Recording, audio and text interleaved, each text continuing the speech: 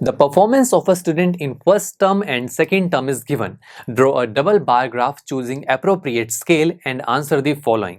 तो दोस्तों यहाँ पर हमारे सामने सबसे पहले एक डेटा गिवन है, जिस डेटा में हमें एक स्टूडेंट की परफॉर्मेंस के बारे में बताया गया है। हमसे ये कहा गया कि उसके फर्स्ट टर्म में कितने मार्क्स थे डिफरेंट डिफरेंट सब्जेक्ट्स में, फिर सेकंड टर्म में उसके कितने मार्क्स थे। जैसे कि अगर मैं इस डेटा को रीड करना चाहूँ तो हम कैसे करेंगे, हम देख पा रहे हैं कि इस डेटा में टोटल 3 रोज हैं। सबसे पहले रो में सब्जेक्ट दिखाया गया है, सेकंड रो में फर्स्ट टर्म के मार्क्स हैं, थर्ड रो में सेकंड टर्म के मार्क्स हैं।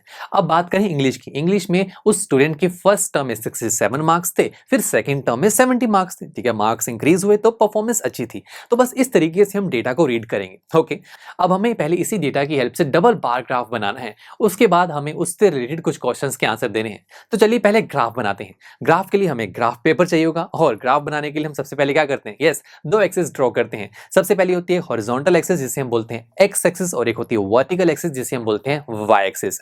जिस पॉइंट पर ये दोनों कट करते हैं उसे हम ओरिजिन बोलते हैं। ठीक है, अब सबसे पहले एक्स एक्सिस की बात करते हैं। यहाँ क्या दिखाएं, यहाँ पर हम सब्जेक्ट्स दिखाएं, उनके नाम को दिखाएं, सब्जेक्ट्स के नाम को, या फिर मार्क्स दिखाएं। देखिए वैसे तो हम कुछ भी दिखा सकते हैं, बट हम ज्यादातर प्रेफर ही करते हैं कि एक्स एक्सिस पर हम नेम्स दिखाते हैं, वर्ड्स दिखाते हैं, और वाई एक्सिस पर हम दिखाते हैं मार्क्स या फिर नंबर्स। ओके, तो हम एक्स एक्सिस पर हम सब्जेक्ट्स के नेम दिखाएंगे, जैसे कि English, Hindi, maths, science and social science. और हाँ, एक चीज का मैंने ध्यान रखा है कि सब्जेक्ट्स लिखते हुए मैंने इक्वल गैप्स छोड़ा है बीच में, और गैप्स के लिए मैंने वन वन बॉक्स का ही गैप दिया है। ठीक है, ऐसा करने से आपके लिए डबल बार ग्राफ बनाना इजी भी होगा और वो करेक्ट भी होगा। ओके, अब वाई एक्सिस की बात करते हैं। वाई एक्सिस पर हमें क्या दिखाने हैं, मार्क्स।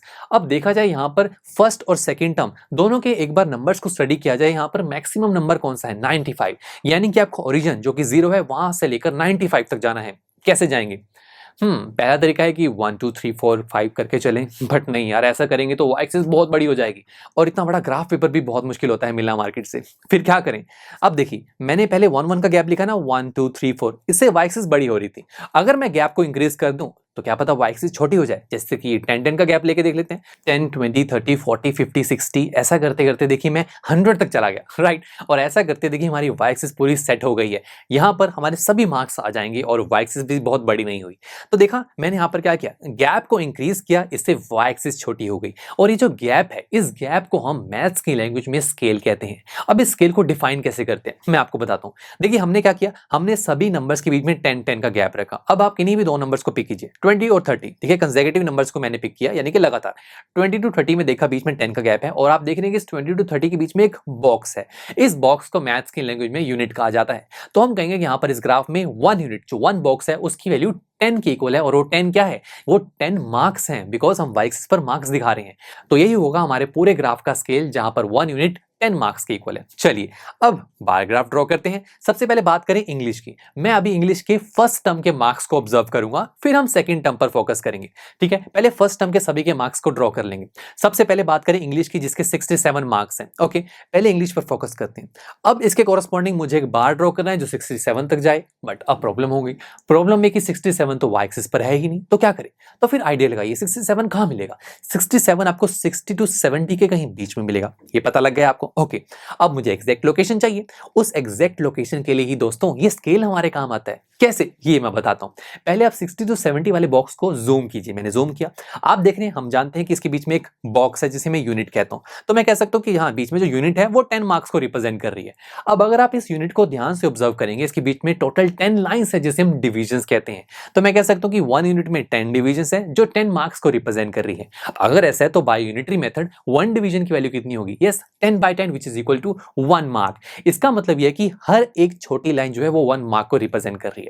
बस अगर आपको ये पता लग गया तो 67 को फाइंड करना बहुत आसान है। कैसे, देखिए 60 तो आपको पता है, उसके बाद नेक्स्ट स्टेप आगे चलेंगे तो क्या मिलेगा, 61, बिकॉज एक स्टेप में एक डिवीजन मिलेगी और वो डिवीजन 1 मार्क के इक्वल है। नेक्स्ट 62, 3, 4, 5, 6, 7, 67 हमें चाहिए था, वो हमें मिल गया। अब वापस लेके जाते हैं और एक मार्क लगाते हैं। बस हमें इस मार्क तक ही इंग्लिश से एक बार ड्रॉ करना है। देखिए मैंने बार ड्रॉ किया और मैं 67 तक चला गया, बट वेट, ऐसा देखिए मैंने करा तो इंग्लिश का तो पूरा स्पेस ऑक्यूपाई हो गया ना। मुझे तो सेकंड टर्म के मार्क्स भी इसी ग्राफ पर दिखाने हैं। तो फिर हम क्या करें, तो देखिए हमें तो देखिए बार्स की हाइट से मतलब है ना, उसकी विड्थ से तो कोई मतलब नहीं है। तो फिर हम क्या करते हैं, हम इस बार को थोड़ा सा स्क्वीज कर देते हैं। यस, इसकी विड्थ को मैंने कम कर दिया। ऐसा करने से देखिए हाइट पर कोई फर्क नहीं पड़ा, वैल्यू तो वही 67 तक ही है, बट ऐसा करने से इंग्लिश में एक स्पेस मिल गया जहां पर मैं सेकंड टर्म के बार को भी ड्रॉ कर पाऊंगा। ठीक है, वो हम बात में करेंगे। उसके बाद मैं बात करूं Hindi, maths, science, social science, इन सबको भी आप बहुत इजीली ड्रॉ कर सकते हैं। ओके, अब सेकंड टर्म की बात करते हैं। इंग्लिश में सेकंड टर्म में मार्क्स थे 70, तो अगेन हम इंग्लिश के कॉरेस्पॉन्डिंग एक बार ड्रॉ करेंगे जो 70 तक जाएगा। ये तो बहुत ही आसान था, 70 तो यहाँ पर हमें एग्जैक्टली मिल गया। ठीक है, उसके बाद बात करें Hindi, maths, science, social science, ये भी आप ड्रॉ कर सकते हैं। और हाँ, मैंने इन दोनों को डिफरेंट कलर से ड्रॉ किया ताकि आपको पता लगे कौन सा कलर किस टर्म को दिखा रहा है। हाँ, आप एग्जाम्स में कलर्स यूज नहीं कर पाएंगे तो आप ऐसा कर सकते हैं, एक बार तो आप सिंपल ब्लैंक बनाइए और दूसरे बार में आप कुछ लाइंस ड्रॉ कर लीजिए या डॉट लगा दीजिए और बस आप ऊपर दिखा दीजिएगा कि जो ब्लैंक वाला बार है वो किस टर्म को शो कर रहा है, जिसमें डॉट्स हैं वो किस टर्म को शो कर रहा है। ये चीज हमें दिखानी बहुत जरूरी है। डबल बार ग्राफ डन हो गया। उसके बाद हमें इससे रिलेटेड कुछ क्वेश्चंस के आंसर देने शुरू करते हैं। सबसे पहला क्वेश्चन है, in which subject has the child improved his performance the most. तो यहां से हमसे कहा जा रहा है कि बताइए किस सब्जेक्ट में चाइल्ड की परफॉर्मेंस सबसे ज्यादा बड़ी है, हमें ये बताना है। ठीक है, अब देखिए परफॉर्मेंस इंक्रीज हुई है, ये चीज हमें कैसे पता लगेगी? हमें ऐसे पता लगेगी कि अगर फर्स्ट टर्म में मार्क्स कम है और सेकंड टर्म में मार्क्स इंक्रीज हुए तो परफॉर्मेंस आई है, राइट। अगर मार्क्स कम हुए हैं तो परफॉर्मेंस नहीं आई, राइट। अब हमें सबसे ज्यादा परफॉर्मेंस देखनी है। ओके, तो आप इन सभी डबल बार ग्राफ्स पर ध्यान से ऑब्जर्व कीजिए। यहां पर पहले इंग्लिश की बात करते हैं। इंग्लिश में फर्स्ट टर्म का बार देखें वो कम है बट सेकंड टर्म का बार ऊपर है। यस, ये परफॉर्मेंस हुई यहां पर इंग्लिश में। अब यहां पर बात करें हिंदी की। हिंदी में फर्स्ट टर्म में बार ऊपर है और सेकंड टर्म का बार नीचे है, यहां परफॉर्मेंस नहीं दिखी तो इसको तो हम ऑब्जर्व नहीं करेंगे। फिर मैथ्स की बात करें, यहां पर भी बार इंक्रीज हुआ है सेकंड टर्म में। ऐसे ही साइंस, सोशल साइंस, सब में बार्स इंक्रीज हुए हैं सेकंड टर्म में।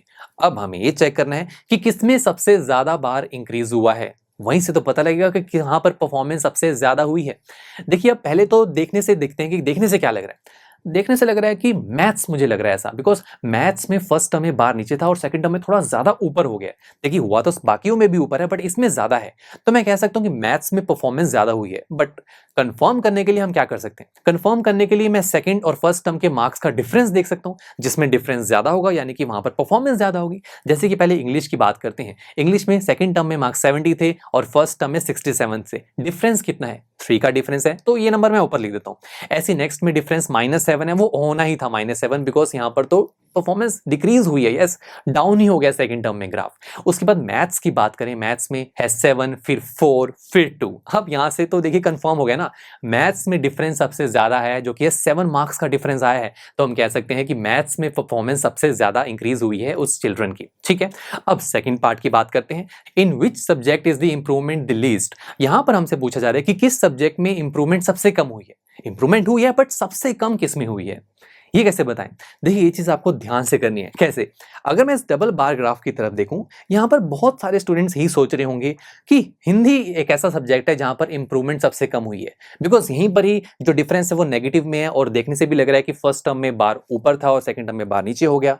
बट वेट, क्वेश्चन में हमसे कहा जा रहा है इंप्रूवमेंट हुई है बट सबसे कम होनी चाहिए, वो चीज हमसे पूछी गई है। यहां तो इंप्रूवमेंट हुई ही नहीं, तो कैसे हम इसको कंसीडर कर लेंगे? तो अगेन मुझे इसको कंसीडर नहीं करना। यस, तो हम बाकी के जो ग्राफ्स हैं उनको ऑब्जर्व करेंगे। यहां पर देखें, जो डिफरेंस सबसे ज्यादा कम किस में है? सोशल साइंस में, जो कि 2 मार्क्स का ही डिफरेंस आया। हम कह सकते हैं कि हाँ, इंप्रूवमेंट सब में हुई बट सबसे कम इंप्रूवमेंट हमें सोशल साइंस में देखने को मिली, बिकॉज पहले 73 मार्क्स थे और अब 75 है, बस 2 मार्क्स का ही डिफरेंस आया था, तो यहां पर इंप्रूवमेंट सबसे कम हुई। ये होगा हमारा आंसर। यस, आपको ये चीज आपको हमेशा ध्यान रखनी है। उसके बाद अब थर्ड पार्ट की बात करते हैं। यहां हमसे कहा जा रहा है has the performance goes down in any subject. ये रहा क्वेश्चन। यहां हमसे कहा गया कि बताइए कोई ऐसा सब्जेक्ट है जहां पर परफॉर्मेंस नीचे गई है, डाउन गई है। यस, अब हमारा आंसर होगा हिंदी। हिंदी एक ऐसा है सब्जेक्ट जहां पर परफॉर्मेंस डाउन हुई है, जहां पर डिफरेंस नेगेटिव में है और देखने से भी लग रहा है कि फर्स्ट टर्म में मार्क्स ज्यादा थे और सेकंड टर्म में बार ग्राफ नीचे हो गया।